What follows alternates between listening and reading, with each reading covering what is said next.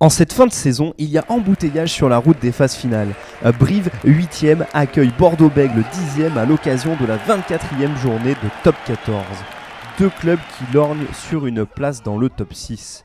Les brivistes, forts de leur exploit en terre clermontoise la semaine précédente, ouvrent la marque par le pied de Germain.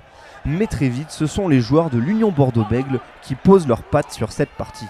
Dans l'aspiration d'une charnière joueuse, Lesgourg-Serein, le troisième ligne centre Tolègne trouve une brèche. Après une belle course, il alerte d'une longue passe l'ailier du coin. Il fixe deux joueurs pour servir Marais qui feinte la remise intérieure, qui donne finalement à Hugh Chalmers. Hugh Chalmers qui déborde et évite le retour de Péjoine pour aller planter dans l'embut. Surtout, il n'a pas mis le moindre orteil en touche. 3-7 en faveur des Girondins après la transformation de Serein. Pas de quoi donner le sourire aux dirigeants corréziens assis aux côtés de Laurent Marty. Le président bordelot-béglais peut lui en revanche apprécier la bataille de ses joueurs dans chaque ruck. Les Girondins campent véritablement dans le camp briviste pendant la première demi-heure de jeu. Ils pilonnent et bénéficient d'avantages qu'ils réussissent à concrétiser. Les bordelot-béglais ont véritablement mis la main sur la partie. Comme sur cette action, Yann Lesgourg organise ses avants. Il y a plusieurs départs au ras. Finalement, le demi de mêlée va de nouveau servir sa deuxième ligne. En l'occurrence, Cyril Cazot, soutenu par Marais.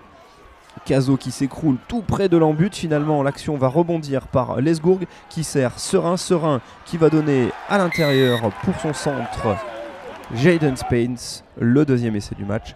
3-17 après la transformation. Puis 6-17, score à la pause sous les yeux de Yannick Brul, entraîneur des avants du 15 de France. Au retour des vestiaires, les brivistes poursuivent leur révolte amorcée dans les dernières minutes de la première période. Ils organisent un ballon porté face à l'UBB réduite à 14 après le carton jaune de Cazot.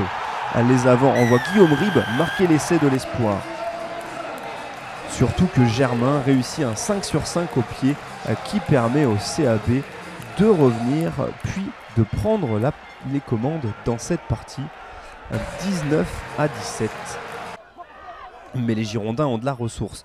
Sur un mouvement collectif, le troisième ligne centre Tolègne renverse un joueur, gagne du terrain, passe par le sol. L'action peut rebondir derrière lui. Lesgourg va ouvrir derrière. Serein qui va trouver Spence pour Dubié cadrage débordement. Le service d'Hernans du coin qui marque l'essai de la victoire.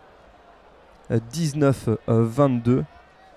L'UBB est bien devant malgré la non-transformation. Les brivistes s'arrachent au-delà du temps réglementaire. Gald joue les demi de mêlée. Sert le Devedec pour une grosse charge.